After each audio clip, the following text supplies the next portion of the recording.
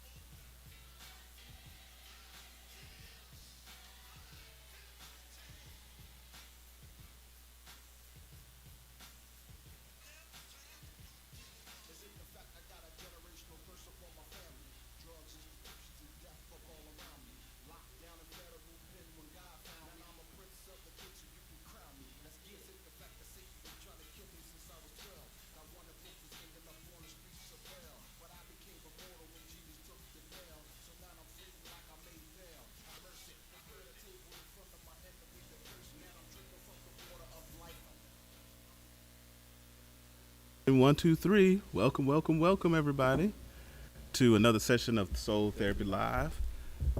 This is your pastor, Pastor Andre Martin, or you can affectionately call me during the podcast, Dr. Dre, and or Dr. AM, however you want to call it. But just don't call me collect. They don't even have calls no more, do they? You know, unless you call from jail. Oh, Mama, help me, Mama, Dave, can you help me? So, welcome everybody tonight, and I also have my guest host here. Go ahead and introduce yourself, brother. How you guys doing? My name is Ben Graham, aka Amir Eaton, aka your boy, aka I'm just here doing my job, so I won't get fired. All right, you say you don't want to get fined, and we also have another guest that's popping in today. Yeah, Go ahead and introduce yourself, brother. My name is Shamel Jones. I work with Ben down at the barbershop. Just here to to give my feedback on certain things and enjoy myself. So All right, Yeah, all right. So we're going to really give some barbershop talk. I think that's a nice little section. I might have that as well because, inside of the barbershop, you could talk about anything. Anything. Anything and everything. Mm-hmm. Well, just first of all, I just want to welcome everybody to another session on tonight. We got some really great topics and things that we are going to cover on this particular evening. But first of all, what I wanted to do, just as just a couple of quick announcements that we have coming up. If you're looking for a church home, feel free to reach out to us. We're at Divine Truth Christian Center. This is the name of our church.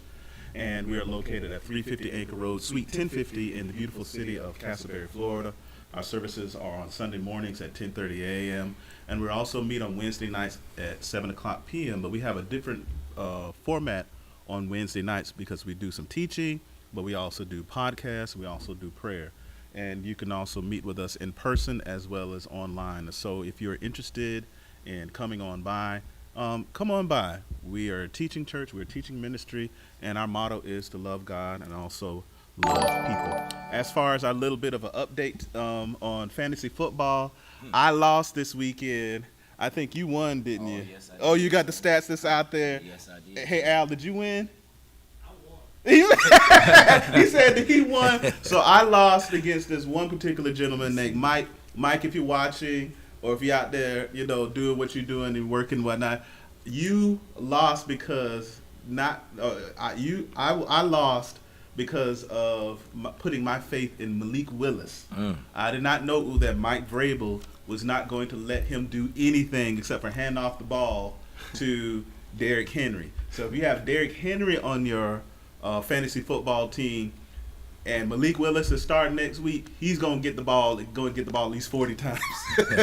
And Malik Willis gave me 1.5 points. Oh, 1.5 points, right? that's nothing. And then JT be sneaking. He be looking at Pastor Martin's picks. So he picked up on the quarterback from the Carolina Panthers. And I'm like, who took this Carolina Panthers quarterback? And it was JT because JT, he knows that Pastor Martin knows what he's doing. So I should have had the quarterback, the black quarterback from the Carolina Panthers in instead of Malik Willis. So, Mike, you may have won this time. And you barely won, even though my person didn't give me any points at all. You barely won this time, but it will not happen again. I will see you into the playoffs. My next victim, however, will be Rick Reed, and I don't even have to worry about that because he got Dak Prescott as his or somebody like that. Yeah, I faced Rick a couple weeks ago, and I looked at his team, and I was like, who you got on your team, man? I feel like he picked all of Jacksonville. He picked all of Jacksonville. Duval. Speaking of Duval, this upcoming weekend, no need to show the video. This upcoming weekend, we're actually going to be heading out. Myself, also Brother Amir, and the rest of the men at Divine Truth and the leaders at Divine Truth. We're going to be heading to the Potter's House at Jacksonville, Florida, for their men's conference, which is going to be on November the 4th, as well as November the 5th. And so, if you're a man, if you happen to be in the city, you can meet us down there. If you want to come with us, we have like one seat left. And so if you're interested in that, it costs $40. You need to speak with me, inbox me. If you want to come, we're going to fellowship together. We're going to spend the night on Friday night, have some fellowship, and then on Sunday morning, we're actually going to be able to come in as well. Come on, scoot on in, brother. Yeah, that's right. Scoot on in. Yeah, that's right. We ain't gonna bite you. We ain't gonna bite you. You got to get you in the frame right there, right? We got to get you in the frame. And so that's it about that. So now let's go ahead and get into the very first sponsor. The other sponsor that I have that's also significant is Truth Learning Academy. Truth Learning Academy is also located here as well. If you see the graphic on the screen, we actually have that inside of the Altamont Springs Mall, right next to Cinnabon or Auntie Annie's. Which one is it? Cinnabon. Cinnabon? All right. So here's the thing. If you take your photo next to this particular graphic and you are looking to enroll your kids into school, we have a special surprise for you. I won't say what it is, but we'll have a special surprise for you if you want to enroll. So we are enrolling right now. It is a faith-based institution. It's also a business that is owned by the church, and we actually employ people as well. And so come on, check us out. Telephone number to call our center if you want to enroll your kids into our daycare is 407-807-0701. My lovely wife is the owner of the daycare, and she is the first black woman to own a daycare in the city of Castleberry. And so kudos to you. You are always making history. And so we're thankful to God for that. Now, let's go ahead and get into some of the current events, what I call wave after wave, wave after wave. And so let's go ahead and cue up. You could go ahead and introduce the topics, brother. Like the very first one. Oh man, so the very first topic that we want to lead into, going into Halloween weekend, the brother Takeoff getting killed in Houston. Mm-hmm. And I mean, when I first heard the topic, because actually Mel sent the text in the morning in the group chat, and he was saying that Takeoff got murdered. And I thought it was over a dice game, but then when you lead into majority of what the topic is saying, it's like he was just an innocent bystander, standing to the side. You know what I mean? So just like, really just looking at, man, how easy it is to, one, lose your life. And like we was talking about last podcast, you know, my mom always says it's big that she got to come home. So he was there with his uncle. You know what I mean? So imagine waking up in the morning having to make that phone call. You know what I mean? Mm-hmm. So I feel like that was just something very tragic that happened over the weekend. So I mean, Mel, how you feel about it? I mean, first seeing it, I was a little, I ain't cried nothing like that, but a little upset about it because it's like a lot going on at that time. It is family members for one, and just happened to see the video and seeing how Quavo is over top of Takeoff. Like, that's your uncle over top of your nephew. And the way I was brought up, we leave together, we come home together. You know what I mean? So now you not coming home, and as an older brother and an uncle, like, I'm a protector. I'm supposed to be a protector. So it's just like, did I do my due diligence in protecting my nephew? And from the way it looks like, it was Quavo shooting dice or whatever, and Takeoff to the side, and then Quavo getting into an altercation, and then Takeoff dying. So it's just like, it's a lot. It's a lot. It's going to be something that's going to be on this conscious for quite some time. Yeah. And I'm kind of like leads into like a story about, you know, like different situations, because you read all different types of things on the internet, you know, conspiracy theories, like, you know, they're trying to, this happened because, you know, Quavo was having some issues as far as an album, and he owed a lot of money, and so there's this is just what's floating out there, right? Yeah, and yeah. so Digging he into it. arranged for his nephew to get killed so that he could collect insurance money, because all of the record execs for each one of the rappers, they have an insurance policy on each one of them, and so that was their way of just like, you know, stuff happening. But the other thing that's floating out there is, you know, you got a lot of money and you still trying to be around that element. Yeah. You know, you still trying to be around that element. And I know that even on a smaller scale, something similar like that happened to me. So before I became a pastor, I was out there, and I kind of posted this story on Facebook about how, you know, when I was in high school or whatnot, and when you grow up in a certain type of environment, stuff like that is normal. It's kind of like, you know, the fairy tale. I wouldn't say the fairy tale, but the saying that says, you know, mama's outside shooting, daddy's outside shooting dice. What is it? Rocket Robin, tweet, tweet, tweet, tweet. Rocket Robin, tweet, tweet, tweet. And then they have, like, it says, you know, daddy's outside shooting dice. Mama's outside, you know, all of those different types of things. And I can't say all the words because some of it is explicit, but we learned a lot of those things as far as like the tune and the part where it says daddy's outside shooting dice. When I was growing up, taking quarters and throwing it against the wall, we call it pitch, right? So that's like a little entry into gambling, right? And then when I got into college, now here's the thing, I'm a college student, right? And, you know, you're supposed to be educated, whatnot, and I was like 19 years old, so I was in my sophomore year.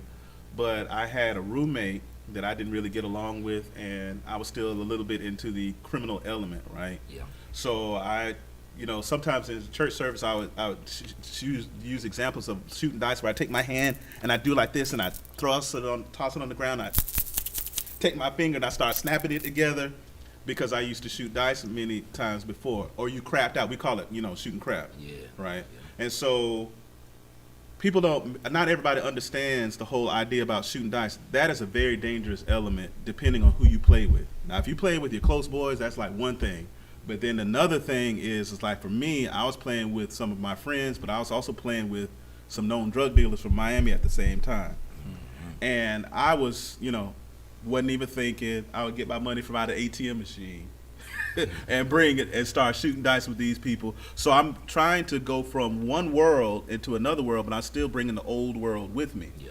because that's what I'm accustomed to. And so, as the story goes, I left because I was, in sin or with a female and inside of her room at the time because I was like, man, whatever. I lost my money, whatever. I'm going somewhere. But come to find out, I came back a little bit later on. It was like, Dre, you should have you would have been dead if you would have been back here because you don't back down, man. But your boy Tommy, that was one of my other friends. The guys, I'll leave the names out, but the guys, they came back and they both of them had those burners on them, Yeah. and they were knocking on each one of the doors in our dorm room looking for me. I remember the story. Because my roommate stole their flip phone. So flip phone, let's put it in 1994 context. Yeah. If you had a flip phone back then, that's very expensive, number one. And number two, that's the plug's contact. So if you cutting off their communication, you cutting off their money. Yeah. You see what I'm saying? Yeah. And so my roommate said that I stole the phone, and they were looking for me, getting ready to shoot me with the phone. Shoot me in order to get the phone back. And you know me, I'm going to say I don't have it. So it could have been pistol whip, it could have been anything. So I was with a girl at the time, and I was one floor up, and they knocked on the doors on the bottom floor, and they didn't come up because they couldn't find me. But they went through each one of the rooms until they could try to find me, and they couldn't find me. And so they went back to our original room, and then my roommate got spooked because he was like acting, like punk anyway. I'm just going to keep 100. And then he got scared, and so he's like, well, yeah, I didn't know y'all gonna be that serious. So he reaches down to the couch and pulls up the phone, and they start pistol whipping him, and they took the gun out and pointed it at his head. And then my other boy Tommy took his hand and pushed it to the side, and the gun went off, pow, and it went straight into the wall, and the bullet hole was into the wall. Police was there, and I was like, I missed all of this. And then they was like, Dre, that could have been you. You would have been dead. And so I got mad at my roommate. I tried to knock my roommate's door down. It was a big giant mess. I told him, if you ever come back here, I'm gonna kill you. And so he subsequently moved out. I never saw him after that. But the funny thing about it is that the environment was very toxic. You don't never know who you're playing with. And when people come from a certain type of background, when it comes to that money is very strong. But I have a silver lining on that. Several years later, when I became a minister, I saw the same roommate that blamed the whole situation on me in church. Yeah. And I was actually ministering about forgiveness at the time about this particular gentleman. And I was talking about forgiveness and whatnot, and I basically said I didn't have any type of issue inside of my heart when it came to that particular incident. So situations like these, young brothers, you just have to be careful that if you're trying to be successful, if you're trying to move forward in life, there are some things that you have to leave behind. Getting a security detail. And I don't know about y'all, but when I was coming up, I never heard of as many rappers that have died. From Extension, I know I probably pronounced his name wrong. XXXTentacion. Yes, him. And then, King Von, Yeah. that whole situation. And then Pop Smoke was another one. Yeah. And so it's been a lot within the last couple of years because Yeah. people are trying to ball out in front of a bunch of snakes. And so, I had one of the young people at church call me OG. And I was like, you become an OG if you get old. But you get old if you're wise. And there's certain rules to the game that you just can't do, man. You can't floss or we would call flodge in front of people like that. You'd be like, man, this is my money. I could do what I want to, but you don't have no security detail, all this other stuff like that. You may have the pole on you, but everybody else got one too. And now you bleeding out on the floor. Now, I mean, So let me ask you a question. I know a lot of people didn't see it, but did you see the video? Saw the video, so you saw him bleeding out. yeah, You see Quavo standing over him. yeah. You know what I mean? So for me, first thing I thought in my mind was like recovery. How does Quavo recover from that? Yeah. You know what I mean? Like, how do you get that thought out of your mind? Like, I used the example on him. I was like, bro, if I seen you get killed and I'm picking you up, your lifeless body, how can I wake up in the morning and be the same? I don't know, man. I have like two things going through my brain. I'm just being honest.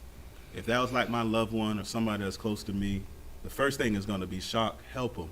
But then the second thing, I'm gonna have what do y'all call it, demon time? I'm on that demon time. I'm gonna try to find the person Who did it? that did this. Who did it? But in this particular situation, it could have been one of the crew, and it was an accident. That's Well, at least that's what they say. Yeah, right. What do you think, brother? You said Have Nah, you seen that? I have seen that. I have seen that, and it said that the people who actually started shooting, it was Quavo's team, and that Takeoff happened to just get up. Like, he didn't know nothing was going on. He just happened to get up, and he just got hit with the stray from one of their team. I don't know if that's true, but I have actually had a friend who that kind of happened to. Like, they got into an altercation with somebody else, and as they're running away, he's shooting, but he hit his best friend on the way of shooting, you know, man. so how can Yeah. you be the same? Like, answering your question, like, you will never be the same. Like, Yeah. you can't relive that, especially being a family member, and it's happening in front of you, and y'all grew up together and all that stuff. Like, yeah, you won't be the same. Like, I do pray for Buddy. Like, I don't even Yeah. know him, but that I know that's traumatizing. That's way traumatic. Yeah, and that'll be a good feeder into like our main topic, which is talk about, you know, men's emotions, because you know he got to explain to his, you know, basically his sister, Sister. Yeah. his big sister, why her son is dead. And that's another thing. Yeah, that Speaking of was that it, too, yeah. like Yeah. before he can explain it, she already seen it. Yeah, So it's already out there before you can even talk about it. Well, like with the technology and stuff like that. So I feel like that's even more of a hurt for the family. Like, you get a Yeah. phone call from somebody else before you get it from the actual source. You know, so that's Yeah. tough too. I thought Man. about that as well. Last year, I had a friend. He got murdered downtown. And the first thing I saw was the video of him getting shot and bleeding out. And I could never not replay that situation in my mind, you know what I mean? So just seeing Quavo in the video and seeing all of that, it's like, man, I just feel for him. I feel for him for the long term of it. You know Yeah. what I mean? Because it's like, how do you operate from here on out? yeah, You know what I mean? So, I don't know. This is very touchy. But like you say, man, it definitely leads into men's Yeah. emotion, man, because it just opens up that topic so much. You know what I mean? There's the coping with the aftermath, and then there's the letting your emotions get run away from you beforehand. Because you know, if you baller, you got millions of dollars in your pocket, and you got $500,000 worth of change around your neck and around your crew's neck. You're not gonna just talk to anybody, let anybody just talk to you reckless. I'm just going, you know, past the side, street side. So before I became past the street, you're not gonna let anybody just talk out the side of your neck in front of you and have them embarrass you, even if it's a topic like they say basketball or shooting dice or whatnot, and you can lose a bunch of money. That's not a problem. If you gambling, you gambling to lose money. You might hit a lick and you might come up, but that's not the problem. So it sounds to me that the ego situation was the precursor. Somebody tried you, and you ain't gonna try me like that. Don't you know who I am? Yeah. Right? Don't you know who I am? And then some people don't give a flip who you are, where you come from. You know, it is what it is. From the guy that got killed with the chicken and waffles, I know where you stay at, Oh, man, and I'm gonna yeah. find you. I'm gonna come see you. And now these young Thundercats are out here, man. It used to be a time to where they didn't kill you in front of your, you know, your wife or your kids. Yeah. But Lil Baby says, I'm gonna go ahead and beat you up in front of the stove, in front of your grandmama and everybody else. Don't play with me. And so that's a different phase. So it's, you know, savage.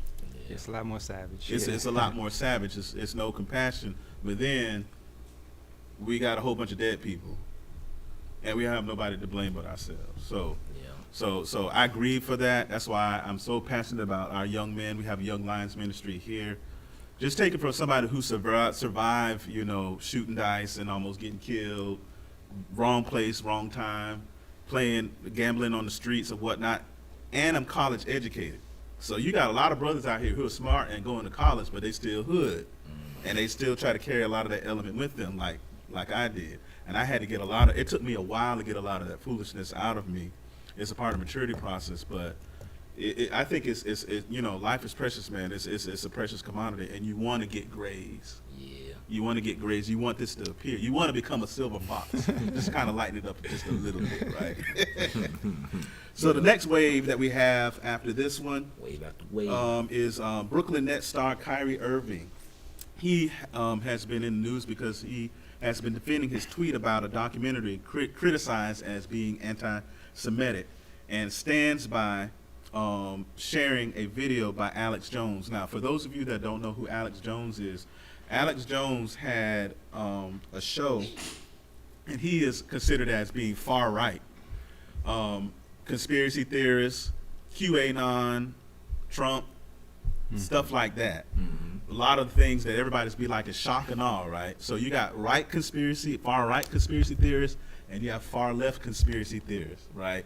So if these brothers work in a barbershop, I know for a fact that they have heard all types of wild stuff, and you arguing about, no, that ain't true. It is true. I got a documentary on it, right? So if it's documentaries, then it has to be true. There's never any bias in documentaries, from Hidden Colors all the way to the videos that he watches. So the video is on Amazon. Yeah. And so I got people asking me, because I work at Amazon, hey, why? What y'all gonna do about the video? I'm like, it's just a platform. That's just like you just buying something from the store. I'm just the middleman. Hey, I don't have nothing. I don't have nothing to buy. But the point is that Kyrie Irving, for a long time, he's been into the earth is flat type of stuff. And I'm just like, whatever. But this guy has a lot of money. He has $40 million contract. One of the most dynamic handles that I have ever seen in all my years of watching basketball. And I am a Michael Jordan fan. I don't even have LeBron James up here because he can't even keep up with all of this stuff that's up here like that. That's just my opinion as far as that is concerned. So with all that being said, Kyrie Irving basically, and I have a post that I want to kind of just read out to you. So let me just kind of give you some background. So the main thing is that the movie or the documentary is called Hebrews to Negroes. And what this does is that there's a lot of history behind this. So I'm going to try to unpack this just a little bit, but there's a lot of history behind this, in that, first of all, Kyrie Irving is a bit of a conspiracy theorist. Yeah. Right, he is. The movie itself basically says that black people in America, for the most part, are really the God's chosen people, or really the Israelites, right? So when you see the young men, and this definitely been the case for the last 5 or 6 years, they wear purple. Sometimes they say House of Israel or Israel, and they're usually preaching on the side of the road, talking about the black man and you taking your right stance. Or there's Jacob, and then there's Esau or the Edomites. Those are white people, and white people will get their judgment. Deuteronomy 28. I'm just giving you the background of where a lot of this stuff comes from that he is probably unaware of as well. But what it is that it's actually a cult that's trying to go mainstream.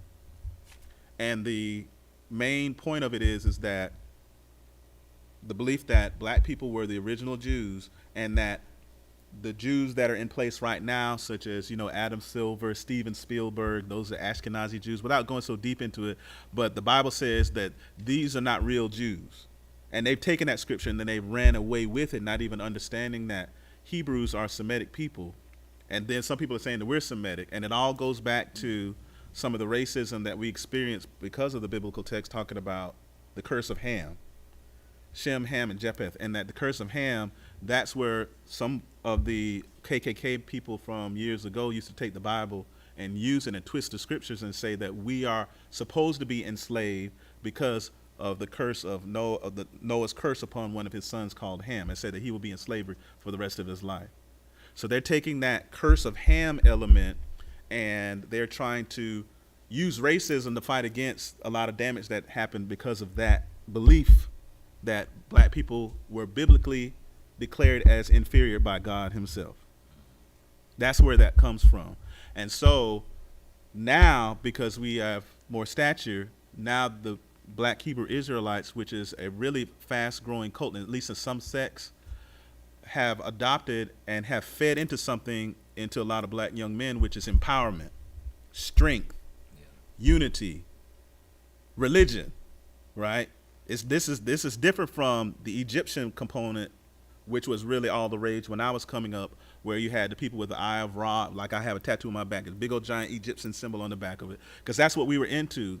You know, Horus, Isis, and Osiris. That's not even a thing anymore. Now it's Hebrew Israelism, because it's empowering. You have strong black men. They're marching together. They have their wives. They have their children. And they're basically saying, death to Esau, death to Esau. And so that is the reason why that specific movie is such a hot button topic, because you have a lot of people who are of the Jewish faith and were genetically traced back to, you know, Semites and whatnot, or Shem, and all of this stuff is proven through DNA. But then when it comes to us, we want to say that we are them. And so I had this one particular thing, and then I'll let you all chime in on this, because sometimes it's a difference between, you know, just talking things out and then just reading it out, right? So I had this, and this is a little blog post, and then I'll let my brothers chime in on this, on their thoughts. And it's called The Cult of Personality.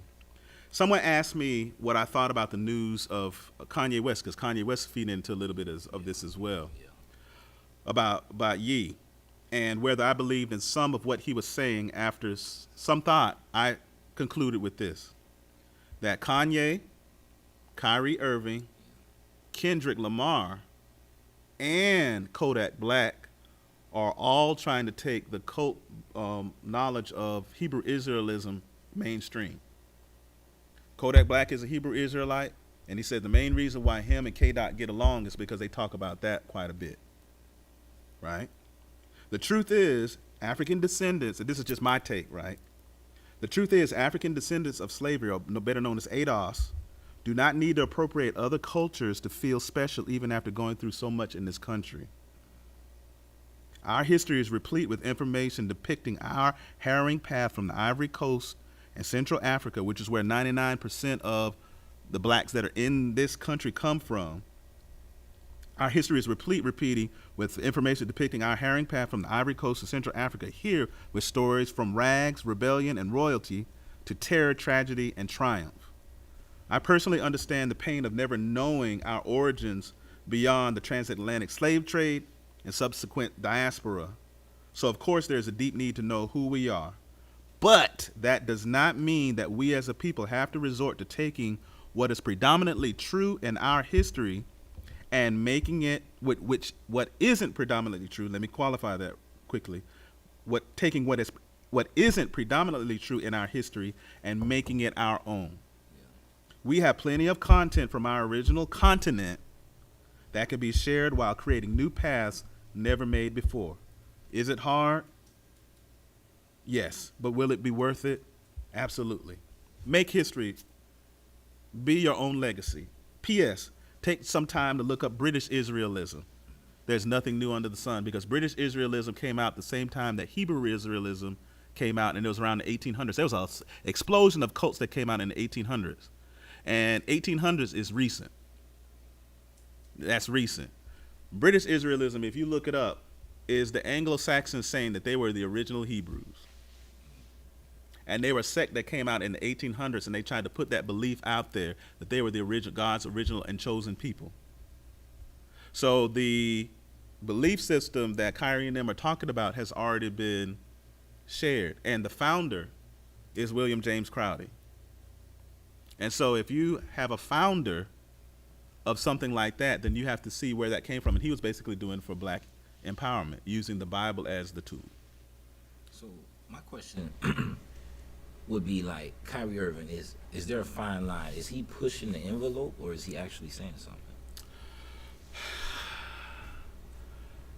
I don't know, man. I think that Kyrie Irving, in my opinion, is searching, just like I was searching. Yeah. But, you know, like a lot of times people think that because I'm a pastor, I didn't have a pass. Everybody got a pass, right? Mm-hmm. So a lot of the things that Kyrie Irving is into, a lot of people who are searching and have not found their faith in God yet do the same thing, and I did too.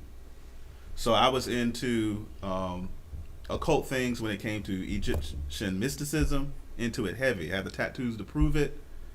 Nuwapian, the Moors. I was a Mason for several years. I became a Mason when I was 19 years old, the whole 9 yards, and I was very high up in that particular organization because I really like esoteric knowledge or secrets and knowledge. And the reason why this building is positioned this way, I used to go downtown in Tallahassee and trying to look at all the Masonic, statues that were in downtown Tallahassee, right? Because I wanted to see some secrets, the secret stuff, Da Vinci Code type secret stuff, only to find out that a lot of that stuff is just misdirection, and it doesn't. It leads you to nowhere. It's called the rabbit hole, right? But it's still searching. You want to search. Like my sons, they know about these videos. They go through YouTube and they start digging into the dark places of YouTube. When I was in college back in the 90s, I would go down into, some of the old places that were online. I was looking for the Illuminati. So I have experience in this stuff, right? I was looking for it because I was like, somebody's going to come to my house and they're going to get me. So there's a lot of people who do the same thing because they want to know what the truth is. Yeah. And so I have my thoughts about that. But what about you young brothers? Because y'all hear the barbershop talk, and you hear about people who believe these things for real. How you feel, man? You feel like you pushing the envelope, or you feel like he's saying something? To be honest, I'm not sure. I'm kind of in the middle between the two because I really don't understand everything that he's saying when he does talk. And then being younger, I kind of see some of the points, but then again, I'm still searching myself. So some of the stuff he says makes sense. Some of the stuff Kanye said makes sense. Other things, I'm just like, nah, man.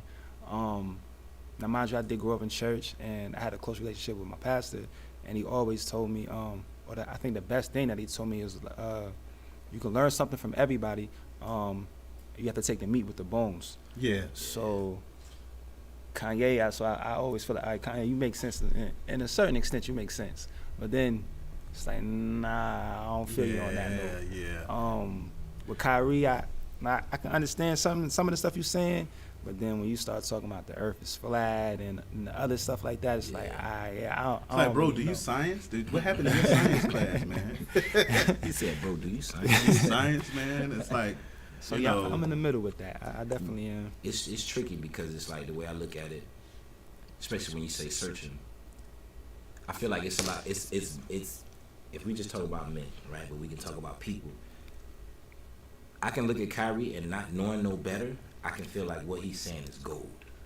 Now, if I don't do my research, then what he's saying is gold. Yeah. You understand what I'm saying? So now, if I sit back, because it's like, okay, we do the podcast. Before we do the podcast, we pick topics, we go back, we do our research. Now I have information. So coming in and I listen to him again, it's like, okay, well, like he said, you got to take the meat with the bones. So it's like, okay, some of the stuff you say is cool, some of the stuff you say is not. yeah. So now how do we jumble it together? You know what I mean? Yeah. So now for me, somebody who is searching, I feel like it's not good for me to listen. I just gotta listen. So I'm listening to you, but I'm not really taking what you're saying. Yeah. I hear what you're saying, but I'm not listening. Yeah, we just throwing stuff at the board. Yeah, Seeing what yeah. sticks. See You know what I mean? sticks. Just seeing what sticks. And there's nothing new under the sun. There's always been people from the Bible days all the way up until now that's trying to gather people to themselves. Jim Jones, Yeah. David Koresh, Bar Jesus inside of the Bible, Simon the Sorcerer. There's always been people who have some type of special knowledge, special revelation. And if you have money coupled with that, it's very popular. The Bible says that, people will not listen to a wise man with integrity that's poor. Yeah. But they'll listen to an idiot that's rich. Haven't we seen that already? I'm not going to say no names, but I've seen some foolish people that have been put into high places because they got that money, and that money takes weight and gives them credibility, right? So this is the reason why, even if we go to another topic at another time, talk about objective truth, there's what you believe and there's what is true. If you are about the truth, and this is where we'll kind of end on this, if you're about the truth, then you'll do due diligence to not only do your research to confirm your biases, but also to challenge them. Yeah. And that takes effort. I did not try to find the opposite of what I believed about Nuwapianism and Malachi Z. York and all of that stuff that I was into back in the day. I just researched things to confirm the bias that there's reptilians and aliens and stuff like that and the mothership and whatnot. And I'm just trying to dig until I found out it was all foolishness. Yeah. You know, and the thing that I know as I close here that's you know, that kind of jumps out with me and all this, and this is something that you guys said, you got to eat the meat and spit out the bones. There are certain things that you take in that you be like, okay, there's a sliver to truth. And some of the things that Kanye has said, it is some truth to that.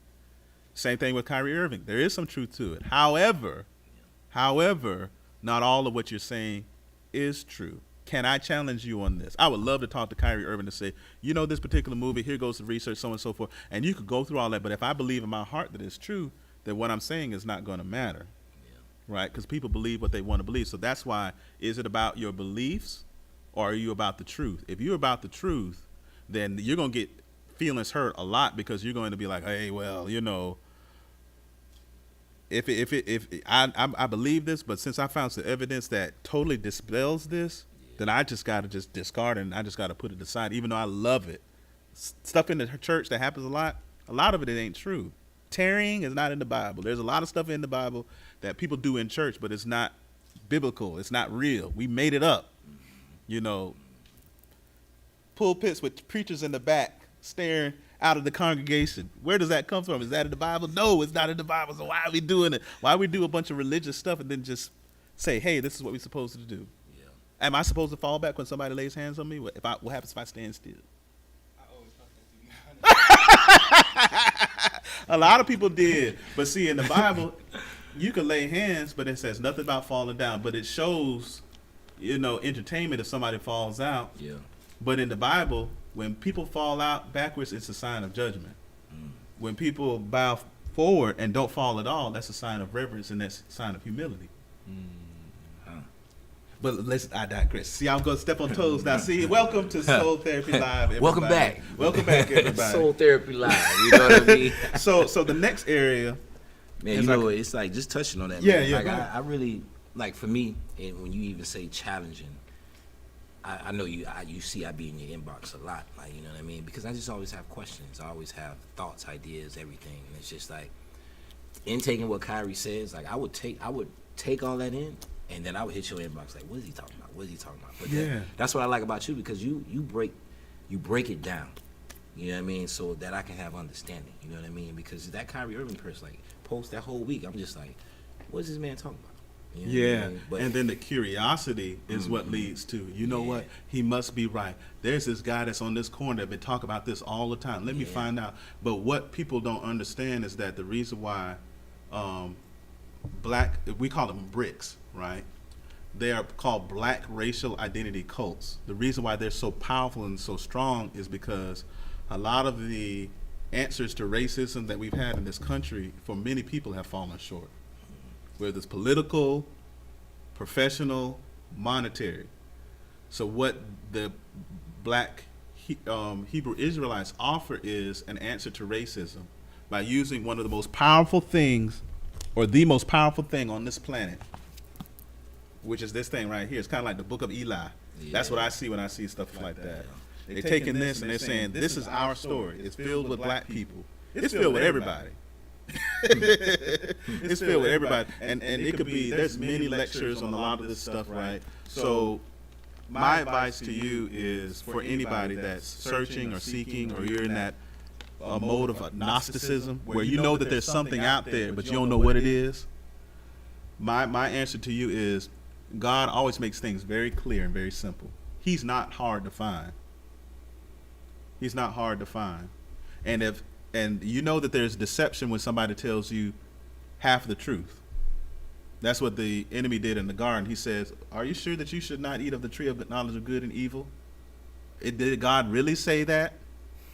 Right? Did he really say that? Did he really mean what he mean? Because you know there's something deeper, right? And so our thirst for knowledge as humans are like, okay, well, I can't really take what God, the creator of all heaven and earth, as gold. There got to be something else outside of that. Yeah. It got to be more than that. And we got a lot of churches that really are saying that God is not enough. There has to be more. but it's not. And so that's where deception comes into play, where you tell part of the truth, because some of the things that Kyrie and Kanye say are true. Yeah. But what's mixed in there are lies. But if you don't have a mentor, somebody who studied these things and been where they've been at, with like your boy right here, then you're going to be like, well, he wouldn't be saying that if it wasn't true, because that man got money like that, and it's gold. Yeah, it's gold. It's gold, It's right? gold, yeah. How do you think that Trump has so many fans? He be wrong as a $2 clock on Wednesday with no batteries. However, he has a lot of power because he has money. Money. Money. Money make the world go around. Money. So what we got next, brother? What we got next? Oh, we got a sponsor. Sponsor. So our second sponsor is going to be Winsley Media. If you need somebody to take photographs of your family, your weddings, videos, things of that nature, come check this brother out. He is also the one who's producing a lot of what we have, even on tonight with our podcast, our streaming, making sure that things sound good and also look good. So if you're looking for that, please reach out to him. He's also on LinkedIn as well. I say that he has two people that look like him, Chadwick Boseman, and the other one. So Wakanda forever for you, my brother. And the other one, he doesn't know this, but the other one is who's the guy on the Clippers that don't say much, but he got the big old hands. Kawhi Leonard. That's Kawhi Leonard.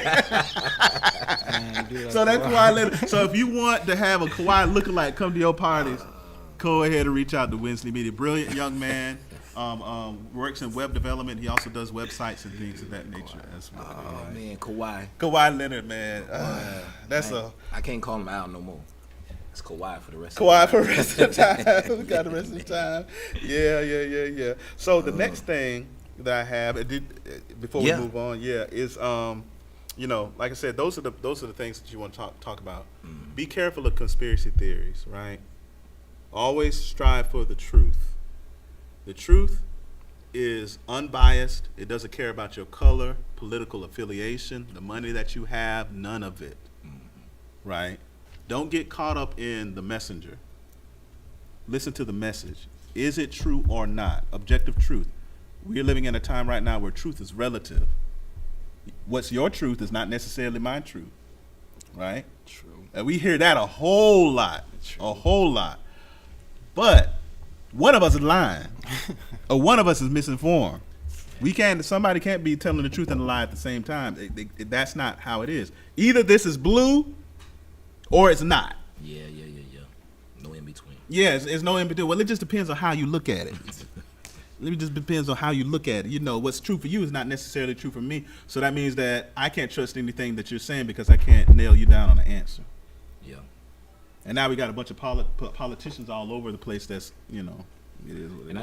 I think that's like really important, because nowadays I feel like life is about stuff that's not really factual. So it's my facts. Yeah. You know what I mean? And if I say it with the right conviction, then you're gonna believe it. But it's like nah, you know what I mean? And like that's why I like Mel, right? Because Mel will hold me accountable. So if I say some foolishness, I'm like, hey, man, that's some foolishness. You know what I mean? So I feel like you need people around you that not only is going to challenge you, but like right here I wrote down message versus messenger. You know what I mean? Like one, I want to catch the message, but I don't want to shoot the messenger. You know what I mean? Because I need you to come and give me facts, especially as a young black man trying to grow. I think what's important for me right now is the facts. Yeah. You know what I mean? So when you look at Kanye, you look at Kyrie, you look at all that stuff that's going on, it's like, okay, you feed me a lot of info, but what's the facts? Yeah, what's You the know what I facts? mean? So What's the facts? And then that takes us to our main topic, which is, dealing with the emotions of a man. Something that's kind of like not as taboo as it used to be. Some of y'all may have seen the story Fences. Anybody seen that movie Fences? I think that is a brilliant display of a generation of black men and how they communicated during my father and my grandfather's era. That's the Denzel movie? The Denzel movie. Nah, I ain't get to watch it. Yeah, get a chance to watch it. If you want to know how your grandfather and your great-grandfather functioned during the time of civil rights era and prior to that, during, it was very dangerous for black people after the Emancipation Proclamation. From 1910 all the way to 1940, those were some dangerous times. If you listen to the song, I forgot who the young lady is. I don't know if it's Ella Fitzgerald or someone else, but she sung the song Strange Fruit. Okay, that song Strange Fruit is very eerie because she's talking about the bodies of black people that were hanging in trees. So they call it strange fruit. It's also a biblical term as well, which is something that's not pleasing before God. Billie Holiday's strange fruit. So the black men that grew up during that time period, that were born in that time period, from the 1920s to the 1950s, all those people, they have a lot of them have a certain mindset, especially if they were successful. They're very hard, they're very firm, don't show their emotions at all. You better not be crying, none of that stuff. Stop all that crying. You need to, suck it up, get it together. And there's some truth to that, because you can't be crying on your wife's shoulder all of the time, man. Something you got to get out there and work. Your tears are not gonna bring no money for the bills. All right. But on the other side of that, I think that our emotions have been so restrictive because of what has been defined as what is a man, until it's kind of stunted our growth, and then we bring those same problems to the women in our lives. Because they are not wired to not show any emotion. That's where we struggle at, right? And I think that our emotions need to go beyond what we sound like in the bedroom and when we get angry. Those are our two favorite. What we sound like in the bedroom, and then when we get angry. What else is there? Is there anything else? So let me ask you a question. As a man, I ask you a question too, right? Because I always call him the R&B singer. All right, woo woo woo. Yeah, woo woo. Right? Because if you think about it, between me and him, I'm like tough, and I ain't gonna say soft, but he's softer. Yeah. You know what I mean? I think he feels more, right? So like my main question is like, is it okay for men to cry? Is it okay for men to feel? Like, or do we just gotta be a rock? Like, you know what I mean? What you mean by a rock? Like, what I mean, okay, so like no I feel emotions? like a rock is no emotion. You're just stoned, and you go to work, you come back, you provide, you go to sleep, wake up and do it again. But am I allowed to feel, or am I just a rock? Can't be just a rock. I say that. Gotta be okay to cry. You have to have emotions. I think I heard somebody say you soft. I heard somebody on the internet said it already. You soft. Hey, I got a daughter, so I'm gonna be soft. Yeah. I gotta be soft. Yeah. But I have to be soft. But don't try me. There's a balance. Yeah, it's definitely a balance. You have to have balance in your life to be okay. Mm-hmm. I know that's don't have nothing to do with church. I'm a Libra. I gotta be balanced, or I feel like I'm a tilt in a different way I don't want to be. So I have to try to keep my calmness and all of that all times. But being emotional, when I was younger, I didn't think it was okay to cry. I didn't think it was okay to show emotions.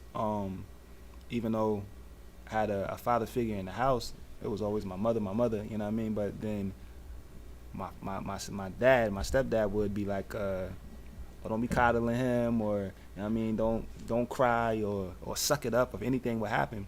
So I just took that to my later years, and once I got into a relationship, I didn't know how to show my emotions or talk about my emotions. I would suppress my emotions most of the time. So then when I did get into my first relationship, or a significant relationship, I didn't know how to express how I really would feel besides being angry, or like you said, in the bedroom or something like that. And of females on the opposite side, where emotions, they can just talk about it and know exactly what's going on, what's wrong. Sometimes they know what's wrong, or think they know what's wrong with you. So I feel like, you should be in tune with your emotions. Most definitely be in tune with your emotions, and not afraid to cry, not afraid to understand how you feel. Because if you don't know how you feel, then you can't really function in this world. See, it's tough, right? Because the way I look at that, so me, in my position in life, sometimes I tend to be a leader more than anything else, right? So I always feel like I can't possess those emotions because there's somebody looking up to me. But lately, what I've been feeling is the emotion of being vulnerable. You know what I mean? And utilizing that, being transparent. You know, so like when I hear him talk, I hear it's just like, as a man, it's okay to be transparent. You know what I mean? That if you're going through something, it's okay to let somebody know, hey man, today just ain't a good day for me. Yeah. You know, but I feel like we're raised not to say that. You know what I mean? And not to believe that, not to think that. You know, how do you feel about that? Yeah, I know, you know, during the time period that I grew up in, which is basically the 80s and 90s, all that crying stuff, the whining stuff, you'll get beat up, you'll get bullied, you'll get talked about, and even with some of the females, because they grew up in a lot of those hard environments. Yeah. Oh man, you Yeah. better stop over weak old self, and they used profanity with half of the stuff, and y'all know all the words I'm talking about right there, you know. So I had to hear all of that, so I was like, man, you got to be hard. I remember a lot of people even asked me, you know, like my wife, she had to work with me for like a really long time when it came to, you know, showing my softer side and things of that nature. Because I wouldn't smile. Even with most of my pictures, even right now, I don't smile. I think it's gross. I think it's unnecessary. I don't think that it's something that a person should do at all, honestly. But He said, I think it's gross. you know, but at the end of the day, it is something that you should do. It is something that is great. And so I wouldn't smile, and I still have problems with that today because I was raised up in an environment to where, you know, my dad would say, you don't need to be showing your teeth all the time because people won't take you seriously. You know, you're a court jester, or, you know, you the smiling Negro, you know, Al Joseph, and people won't take you seriously. And so I took on more of a serious demeanor, you know, basically second man in the house behind my father. And then the neighborhoods, fighting, all of those other different types of things like that would happen on a regular basis. And I grew up in an environment to where in Jacksonville, they call it Jack and Kill now. Back then it was the banging. So I grew up in an environment to where, you know, people, if they saw you smiling, that showed it as a sign of vulnerability. Yeah. And you could actually get jumped for smiling too much and showing your teeth too much. That was like a real thing. So all the bros, all the men and dudes around there, you had to be hard. On the football field, show no emotions or nothing like that, because I don't want you to try me like you're not gonna try me like no punk. And I carried that over. That's why I got into a lot of fights when I was younger. And I consider myself being very patient. But then if you press that button, I'm not just gonna do the whole chest against chest around in a circle. I'm gonna put a knot on your head, and I did, because it's not time for no games or nothing like that. This is serious. We got racism. We got crackheads on the other street. We got to be serious in the household because we got to lead the family. All that stuff, man, I don't have time for tears or none of that stuff. Until you are under a whole bunch of pressure or something triggers the moment where you have tears. Like I had tears when my son Andre was born. Or I remember a time when I cried when I had to drop out of the doctorate program. And I remember having tears with my wife, and I was like, I can't believe that this is happening because the professor just told me you're not going to even be able to get through this program at all. I was in tears, right? So I've showed my tears, and as I've gotten older, they got more frequent, especially when it comes to certain things. But then there's other times where I could go a whole year or two without shedding a tear at all, right? Because I don't have time to get caught up in it. I have to lead my family. I have to be in a position of strength. If I do cry, it's going to be where no one is seeing me. If I do shed a tear, it's going to be during a beautiful song in church somewhere, or after I've gone through hell 3 times over, and I just can't take it no more. So it's going to take a whole lot. Because I even had some peers that told me and said, you know, men, when they see crying from another man, they still perceive that as a sign of weakness, subconsciously. So if you do it, you better do it. Get back in that tear just like Cloudy Chance of Meatball. That tear was coming out his eye. It's like, put it up back in my eye. And then that's it. So I still kind of deal with that a little bit because I just don't feel, you know, but that's kind of like how I'm wired. I'm not really wired to be, hey, you know, how you feeling? And just, I can't do that. Yeah. That's just not me. You know, I would be the, you know. Yeah. So then let me, my rebuttal would be, because I heard you mention it, Mm-hmm. like, how important was your wife? She's very important. Next to God, she's number 2. Yeah. How she help you with your emotions? Oh yeah, oh yeah. She helped me on two sides of that. She helped me to open up to her some because she's a great listener. Yeah. However, my wife fits me because she ain't gonna let me cry for too long. Yeah. Because she was like, "You got a lion's mane, and I want to. You have a heart of a lion, and so I want that to come out of you. I could be compassionate. That's what a woman. She's soft. She has a bosom, so she'll hug me. But then after a while, she'll be like, "All right, now Yeah. it's time to go ahead and get up and be the king that you are. Be the man that you are. Be the lion that you are. Lion can lick his wounds." Have a couple of tears, but you still got to go out there. You still got to do what you got to do, and I appreciate that. You know, we got to rest, but don't quit. You got to keep on moving. And then she has been really a catalyst in a lot of the success that I've had in my life, whether it's in ministry or in business or whether it's even in my career. Definitely in my career. So I feel like a lot of times, right, it's like leading to the next question, right? I feel like a lot of times men, where we actually do feel pain Mm-hmm. or emotion is like when we're down. Like, say, for instance, finances or a breakup or a Yeah. loss of a friend or a family member. So it's like, how do you handle pain? Like, because I put like this. The only way to feel pain is to go through it. Yeah. You know what I mean? But a lot of times I feel like us as men or just people in general, instead of going through it, we walk around it, we mask it, you know, we try to just figure out a way to get past it, you know what I mean? So like, Mel, I would ask you, like, do you feel pain or do you try to walk around it? Both. Yeah. Both. I can hear my daddy saying right now, "Quit all that crying. Yeah, you know. Quit all that crying. You cry some." I remember I had a nervous breakdown. You know, and I'll get back to that. But yeah, you go. I'm about to say the same. You saying that, I had a nervous breakdown not too long ago, and it was just like, what is wrong with me? Like, you couldn't. And at this time, I ain't gonna lie, I was crying in the bathroom. Like, yo, while my kids is outside, they playing and laughing and enjoying themselves, and I'm like, yo. No empathy. Kids don't have no empathy. You can be crying. They come up to you, "Daddy, let me get a hug." You know Always what? want something. What? Yeah. Do Wait we a got minute. something to eat? Like my sons, I be tear come out my eye. You got something to eat? Can we go to the store? You'll Can be we all buy right. something? Yeah. But nah, yeah, I wear my heart on my sleeve, to be honest. So, You do. You do. so I feel it. I go through it.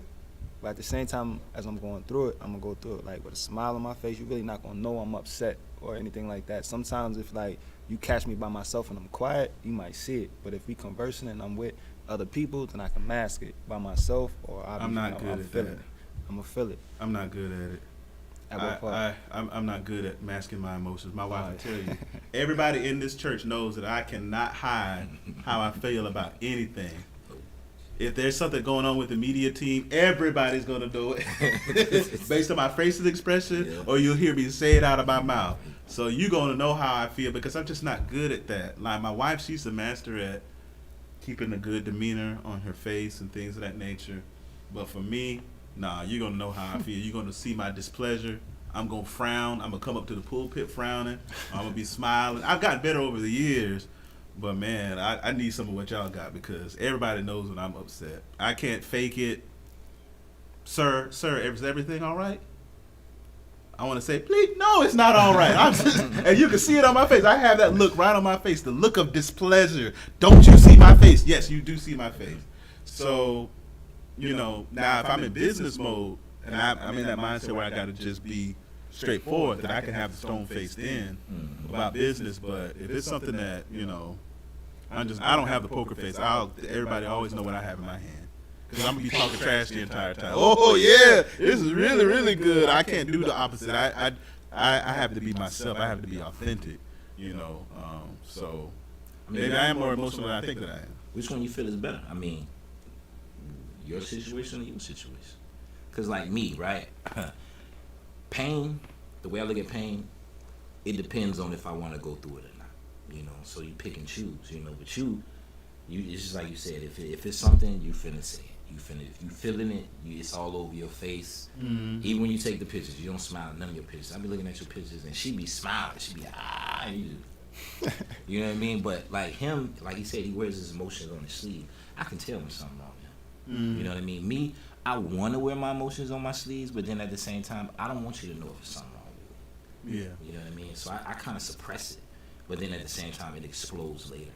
You know what I mean? So it's like, which one is better? You know what I mean? Like, do I let it out or do I not let it out? You know?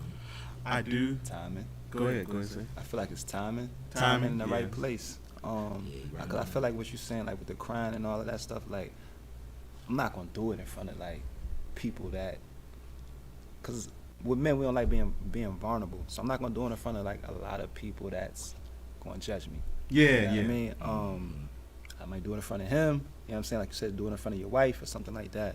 And I'm kind of iffy about doing it in front of my children, just because I want you to make sure I'm strong. I'm okay. Yeah. You know what I'm saying? But I don't want nobody to think it's wrong, that you should be able to let it out. But it's a timing thing. It's a timing and a place that you have to. So I got a test case. So like most of my sons are out there right now. Do y'all remember a time when I have cried? And if so, do you remember what was going on at the time?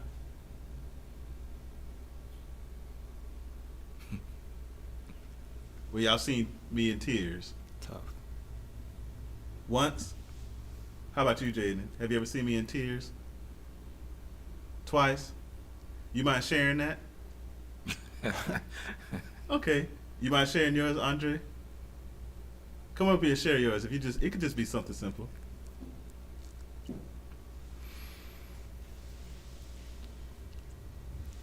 We got the long distance lens on. Yeah, all you right. see that? You probably got this little thing, a mark up under my eye. Beer not lined up right. See all that. You could just come over here and sit by me. You Sit- could just come and Sit by your pawpaw. Yeah, come and sit. So over the years, since he's old now, so he called himself being old now. So he's 18 years old. So over the 18 years, when have you actually seen me cry? From what you remember? It was in the old church, inside your office. I think it was a time where I think we were about to be evicted out of the place, because they didn't want us there for some reason, and I think you were sitting there trying to figure out what to do. And I think it was a time where you were praying, but you were also having, like, I want to say a spiritual breakdown, but there was something going on inside to the point where I don't think you were able to collect everything at once. Yeah.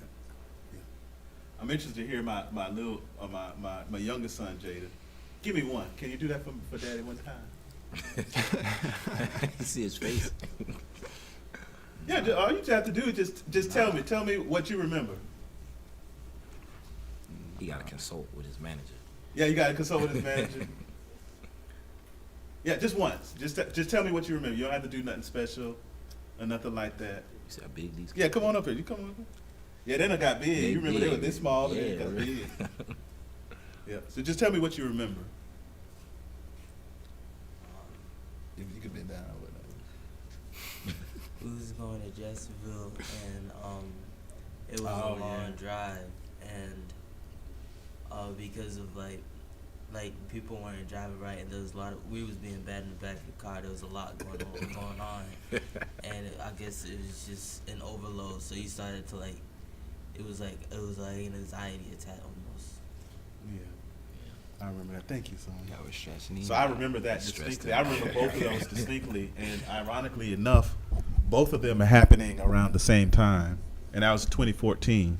Yeah. So 2014, before we moved in this building, Boogie probably remembers. Yeah. But I remember having box stacked up to the ceiling. Al was there too, and Jamar was around that time too. And I did not know where we were going to go. We spent all this money getting this building up to par, and I got a 30-day notice that we got to find another place, and I didn't know what to do. And we just fixed it up, spending hundreds of thousands of dollars trying to get stuff in place, and then now we got kicked out, and the owners did not know. And then the other situation with the anxiety attack, and I'll share that as well. So I had a nervous breakdown, well, actually I had one when I was in college, and that's when I was partying like it was 1999, And I thought it was a big old high school. And my first semester's grades, I thought I had a whole bunch of good grades in honor roll, and it was a 1.37 GPA. Ooh, my. And that was terrible because I couldn't even walk on for the football team because I was going to try for the football team in college. Couldn't even do it because I didn't have the grades for the football team. And it was the only thing you needed was a 2.0, and I didn't have that. Yeah. So I went home and I had a breakdown. And then the time that my youngest son remembered is, we were late somewhere, and I was taking stuff so seriously, right? I want to be on time. I don't want to be late. I need answers to try to get this church moving in the right direction. And I had a panic/anxiety attack. I couldn't even drive anymore. There was blood rushing through my head. I was in tears. I couldn't even drive. And every 10 minutes I was crying. So everything that I had that was on the inside of me that I should have been crying about, it all came out. And I think I cried for at least an entire day or 2 days Yeah. because of all the pressure of me trying to carry the weight of the ministry on my shoulders just by myself. And so I know that impacted my son because I even see, how you can even have an influence on people's lives in certain ways and whatnot. So those were some deep times. But even in those moments of transparency, I didn't say, y'all get out the car. They had to see me in my full dimension at that moment in time because they're going to need that, because there's going to come a point in time in their lives where they're going to go through the same thing and they're going to have that release. Yeah. So you're going to get your release. You're either going to get your release with the scars and hitting somebody with anger and violence, and that's why the Hulk is like my favorite character. So that's the negative side, but it's truthful about my personality. But then on the opposite side of that is the tears and the anguish and the pain. So I had a lot of anguish and pain because I saw myself as being the problem solver, and I couldn't fix this one. Yeah. I couldn't fix it. There was nothing that I could do about it. And then after that point where God almost forced that out of me because I couldn't handle the weight, after that, the tears became easier to come out of my eyes. Yeah. Even my wife, she said, "You got soft in your old age." Right? With every gray hair, that's another tear that comes out, right? Yeah. But it's necessary because you need that release. And now I don't give a flip about somebody saying you look soft. Well, I think it shows a lot of strength now. So I'm going to show my emotions. I don't want my sons to be robots. I don't want the wives coming to me talk about, he doesn't understand my emotions. He's just so unfeeling and insensitive, right? So I want them to know that their father can be sensitive. But just like you said, it's a timing. Yeah. And I do think there's a time and place for everything. I do believe that every general in the Army has cried at some moment in time with the casualties that are on the field. But it has to be done in private. Yeah.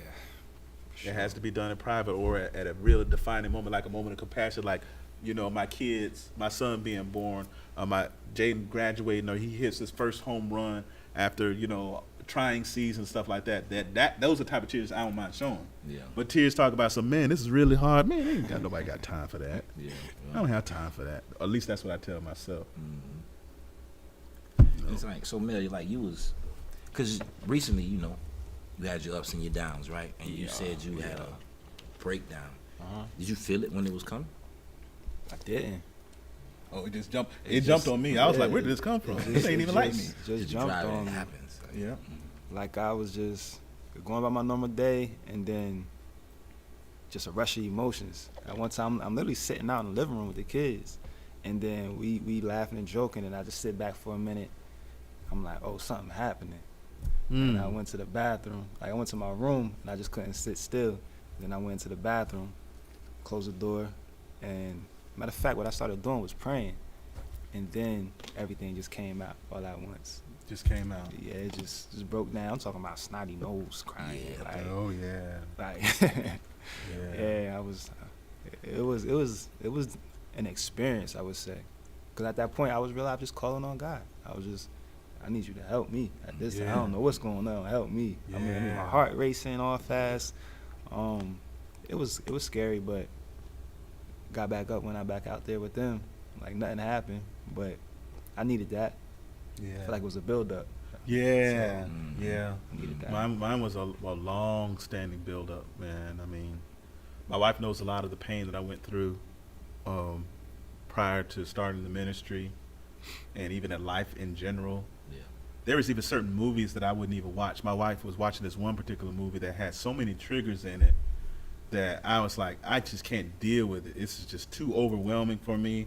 That's past. I'm a better person now, but I couldn't even physically watch the movie. I couldn't physically watch it at all because it was like a movie. I'm almost all of the dirt that I did when I was in my 20s. It was right there on the screen. I will never watch that. Never, ever, ever do it because I'm so far from that. You know, that trauma point. But it was like, I don't know, ladies, I don't know how y'all do with all these trigger movies, with all of the romantic comedies and stuff like that. You know, you watching Color Purple or whatever, all these different movies that are out there. I don't know how you do it, but women, I believe they do have a greater sensitivity to spiritual things, and they have a greater emotional intelligence that men do. And then, you know, they help balance us out. So I don't know how you could do it. I just rather just ignore it. It's almost like the anger thing, right?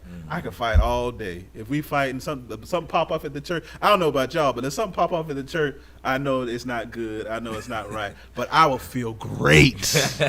I will feel great in the midst of that situation. Great. If somebody came in here and tried to bum rush the place, I will feel great. Oh, yeah. Turn off the cameras, Jamari. We finna have a wonderful time. And I got a whole bunch of men that are the same way. We'll We just down. everything will go black. The ladies we will be down. crying, but you better believe we gonna move some furniture. Yeah, we gonna I break would some love it. I love it. I love the fighting side. I do. We're gonna break some stuff. Yes, we gonna move some furniture.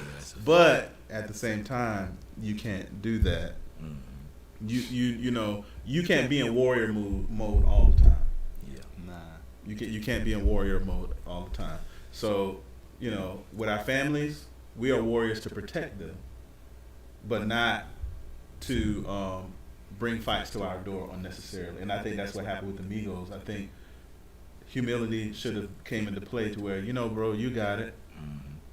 Man, you went out like that, bro. Man, I don't know, the Quavo I know would have been, or the Dre that I know, you would have stole right off on me. And you're right, I would have under the right circumstances, yes. But now I can't do that. Not with the Young Thundercats. Y'all shoot now, man. Y'all don't play around with that. You didn't do that. You don't do hands no more. So now I got to be a little bit more wise, and y'all got to as well, because everybody got a registered license. Well, everybody can get a gun nowadays, and nobody ain't trying to ask no questions. You try me on the basketball court, I'm coming back with something in the trunk, and I'm gonna clean up everybody, and I'm not gonna be crying. You already knew what you were getting into, and I already know the whole thing about being the quiet person inside of the room, because we are killers on the inside of our brains. We'll murder the entire room. But so I'm keeping myself calm so that I won't go all out and turn into a ferocious lion and bite your head off. Yeah. That's the reason why the reason why I'm so quiet is because half of the time I'm trying to restrain this. Hulk smash. I'm trying to keep this under wraps, y'all. I'm trying to keep it under wraps. So my wife, she says the sun is going down, the sun is getting low. She knows how to keep me from turning green. Except for that one time we went to Jacksonville, that person cut me off in the traffic. The guy was trying to get in front of me, and I was like, "You about to hit the car? I just paid all this money for this car." And he kept on trying to come. He tried to do that New York state of mind thing. Yeah. And so I confess I was not being Pastor Martin at that time. Got road rage. You was Drake. Yeah. And if it would have got bad, I would have got out of the car and I would have went to the window. But I had to think about Yeah. all that, put them in a compromising situation. Yes, sir. But So- yeah. So like my last question, right? And it kind of leads into everything that we was just talking about, right? Mhm. And with him, I told him before we started, I was like, you can switch this word with position. So it's like, what kind of soldier am I? So meaning like, what kind of soldier am I for my team, my family? If you think about it in the biblical sense, what kind of soldier am I for the Lord? But when I say position, like what? As a man, what's my position? You know what I mean? Is it for me to be hard? Is it for me to be the shooter? Is it for me to be the lover? Is it for me to be the protector? Is it for me to be the rock? Like, and I feel like me as a man, I struggle with that, right? Because it's like so many roles you got to play, but how do you play them? I would say that it's like situational leadership, right? I like that. I like that. Situational leadership. It just depends on the situation. yes, and I've even had men confide in me and say that yes, I would love, you know, I'm teasing when I say I love the fighting thing, but my wife knows that I love the fight, the debate, all that stuff. I feel relaxed when I'm in war. It's just one of those things, right? But you can't do that all the time. You can't do that with a little baby in your hand. You got to be compassionate and all this other. You can't be like, sit straight, fly right in the baby head, just doing like all this stuff like that. Wobbling all over the place. You can't do that. Yeah. You have to coddle them and hug them and keep them warm and stuff like that, you know. And I think that the genocide is good. So I think it's situational. Yeah. I think that we have our predominant personality. For me, sometimes I'm quiet because I'm trying to restrain myself in many instances, and also I'm doing information gathering. Mm-hmm. I'm trying to take in the room, right? Mm-hmm. You can even see the psychology of the room. People sitting in the back when they're trying to observe, they sit in the front when they're engaged, they sit in the middle where they want to buy in, but they still have a little bit of skepticism. So that's the psychology of seating, right? So, you know, for me, sometimes I want to be a journalist. Sometimes I don't want to be a journalist. Yeah. Sometimes I'll be like, man, let me take these stars off my shoulder really quick. And, you know, I've had to do that a little bit with my wife. I was like, you know what? You got it this time around. I don't want to deal with it this time around. Or at least give me a break. And then I'll put the stars and bars a little bit later on. So, yeah, it's for me, it's situational. But you got your predominant personality. Yeah. You know, Yeah. I like to work things out. I like to problem solve. That's like my predominant one, you know. I feel freedom and rage at times, but I also know that because of my past, it's not really a good thing to dwell in that specific area, because then, you know, just like the Bible says, a man who is angry cannot take the city. If you don't show any self-control, then yeah, you're great in MMA, but what about outside of that? You can't be a warrior everywhere, or you're going to destroy the people around you. And so you got to keep yourself calm at moment in times, and then you also have to find your outlets. And so that comes with maturity, that comes with time, and it comes with, you know, the right type of people being around you to bring out, I wouldn't say your softer side, but bringing out the true emotional intelligence that you do have. Yeah. And I think it's beautiful that the brother can show his tears, but then it's also the situation, right? Mm-hmm. This situation calls for it. I don't want to be like, yeah, my son is born. No, I'm going to shed a couple of tears. You know? Yeah. Let me start punching everybody because my son is born. You know, no. When my son said, Daddy, I broke down in tears. Because my oldest son, that's with another woman prior to me getting married, I didn't get a chance to hear that from him. So I cried at that time because hearing my son, Andre, say Daddy brought deep healing to me. A tremendous amount of healing to me, because I had to go through a lot of pain of not being able to hear my oldest son cry and say Daddy at all. That hurt me deeply, and I carried that with me. I carried a lot of bitterness in my heart toward my oldest son's mother because of the way that things went down, you know, the baby mom drama, all the other stuff like that. I was really bitter when it came to that stuff, but my middle son, which is my oldest with my wife, brought healing, and so I let it go. He said, Dad, I still remember him standing in the bed, head just like this, no shirt on, none of that stuff like that. He was like, Dad. And I was like, and I felt a release, you know, instead of keeping everything all pent up and whatnot. So, yeah. Somebody teasingly said you get 3 cuss words a year. Men, you get three cries a year. 3 cries. 3 cries a year. Get it all out. Yeah. One in private, one in front of your wife, and then one before God. Yeah, you feel like, well, because you got to lead 2 kids, but you have a daughter and you have a son, and you're a single parent, and they're with you. Yeah. What kind of soldier you feel like you need to be? I've always naturally been a protector at all times. Even when we've been in the world and we've been out, you have seen, you know what I'm saying? I'm protected no matter, we go out together, we come home together, my kids, I protect them at all costs, my mother, like family. Yeah, I'm a protector. Like right off the top of my head, that's what it is. In all ways, like emotions, like even if I gotta like be sensitive for my daughter, or you want to go get some makeup or something like that. Now I got to get the knowledge of makeup, or I got to know how you're supposed to put that on and stuff like that. I went to Paul Mitchell, met him because of my daughter, I would say. Doing her hair, make sure that I know how to do her hair and stuff like that in the mornings. Without having to take her to the hairstylist. All the ladies and all said, that. "Oh, I can already hear it." But that's a beautiful thing, brother. Yeah, You're gonna man. be a great husband to a woman. I know that for a fact. I appreciate it. So yeah, protect her all the way. Making sure my son, like I forget what the book is called. Man, it slips my mind. But I gave it to my son so he can know it's cool to have emotions. It's cool to, like, I don't do it in front of you a lot, or at all. But it's alright to cry. It's alright to come to me with stuff that you might not think it's okay to come to me with, or just talk to me about anything. So just protect them from the world and stuff like that. Yeah. Protect her all through and through.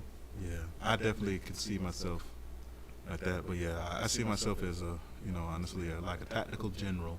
He's just trying to keep all the stuff together Just like that. and strategy. But I'll stay behind the scenes. But don't believe the hype. Don't get it twisted. I'm gonna put the pause on. I have no problem doing it. I'll probably put the pause on. Y'all do just like my grandfather said. My grandfather said when a white man said the N-word to him. My grandfather was 94 at the time, and this was like 10 years ago. He said I knocked him out and I killed him for 30 minutes. I felt that with every fiber of my being. So don't get it twisted. I love you and I hug you. Hey, how you doing? Laying hands, kissing babies, all that other stuff like that. But do not get it twisted. Yeah. There is a reason why I have to smile.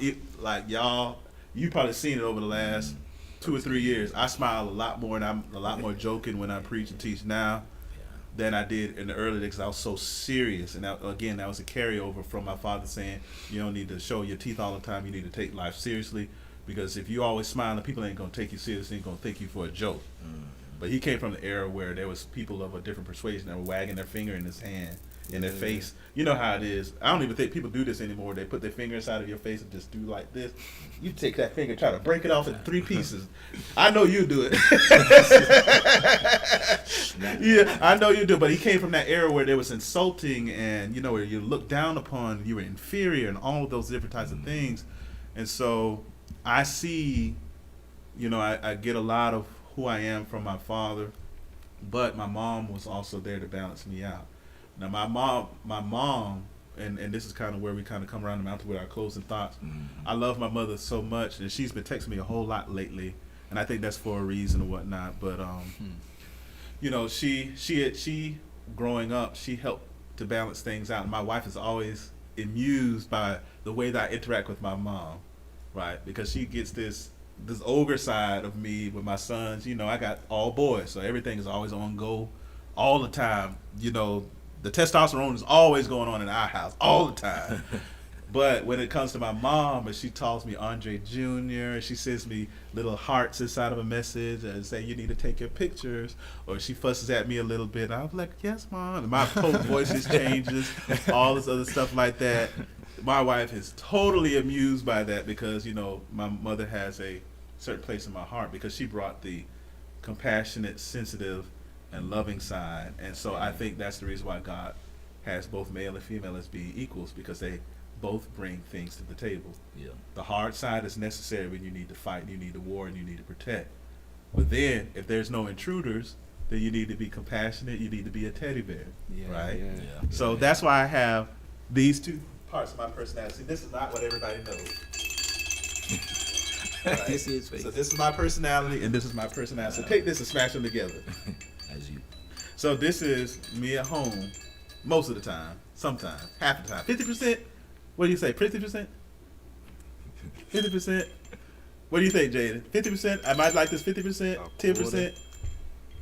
How about this one? I have to be with this because y'all like barbarians. So this is my personality now, but my wife has brought more of this out of me over the years, and it comes with wisdom because you can't fight everybody. You can't shoot everybody. Those days are over with, and I want to grow old and happy. Take the right So, woman too. You know, Take the right that's woman. it. Take the So right woman. y'all go ahead and give y'all final remarks. I'm done for the evening. Well, first and foremost, man, I'm so glad that I had both of you guys here today. Y'all like yin and yang, you know what I'm saying? Yang yang in the thing. You feel what I'm saying? That's exactly what I heard. Yang yang in the thing. Yep. It's my pastor, y'all. He still be turning up, as you can see. Yes. I'm but embarrassing. It's like, you got the rock, and then you not a rock, but you a rock. You know what I'm saying? But it's just like seeing you guys interact with your emotions and everything, because I'm somebody who's still indecisive, but you're very much in control of your emotions. You're very much in control of your emotions, but they're very different. You know what I mean? So just looking at this episode, man, I just feel like, it's just insight. Men, we're allowed to be men. We're allowed to feel. We're allowed to do whatever it is. It's just a timing and a place. And that's what I really got from everything. And as far as even with the Quavo situation, it's a timing and a place. You got to know when to go home. You know what I mean? Facts. 2:30 a.m. Have y'all heard the saying, nothing good happens Nothing after good. 2 a.m.? That's the Either first you thing I making a said. baby or you Yeah. making your way out of jail. Yeah. So you know, First thing that's what happened after 2 a.m. and that rule still applies even today, man. Yes, It's- sir. it kind of hit me because I'm of a different generation, but it hit me because I used to play around the same group of guys when I was growing up, Yeah. and I had a near-death experience because of egos Yeah. and that almighty dollar. Yeah. It's always egos. How you feeling, Mel? What you got? Any closing remarks? Final thoughts, as we like to say. I'm just appreciative. Is that a word? Yeah. We're gonna make it one. We gonna make it one. I'm happy to be here. Yay! Congregating with different age groups and Yeah. different knowledge, different backgrounds. It was a good experience for me. Yeah. That's about it, to be honest. Like, I just enjoyed it. I enjoyed it. Yeah, man. Not for nothing, man. This is my mentor, and what's so crazy is that I was blessed to be his mentor. All right. So we just passing it along. But I think this was a great relationship that we had today, man. Episode was good. And fellas, when you listen to it, just take it. Yeah. Let it stick to the wall and see what makes sense for you. You got to learn, you got to intake, and then you got to utilize. So if I can say anything, just do that. Yep. All right, y'all. Well, as always, this train is left out of the station.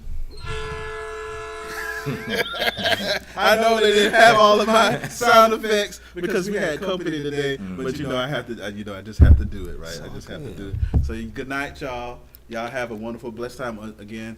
Hopefully you learned a lot. That's my coming around the mountain and coming into the terminal. But hopefully you learned a lot. Hopefully you learned a lot about yourself. Again, to the young Thundercats that are out there from OG in the sense, I guess one that didn't get caught with a lot of stuff right. Just be careful, man. Sometimes you really got to put your ego to the side Word. because everybody has guns blazing out there, man. And if you want to be there for your family, be there for your kids, especially when you become successful. When you get that money, it does not change you. It only amplifies who you really are to the 10th power. So if you are a jerk with money, then you're going to be a bigger jerk with money. Yeah. If you're a clown, as Shannon Sharp said, with a little bit of money, you're going to be a big clown with a whole bunch of money. But if you're a person of integrity, when you don't have much, then when the money comes in God's time, then you're going to be a person of integrity and you can have a great influence and you can have a great impact on a lot of people. With long life, as the Bible says, then you will satisfy by the Lord. So God wants you to be around for a long time so you could do a lot of good for an extended period of time. Right? Amen. Right. God bless you. Good night.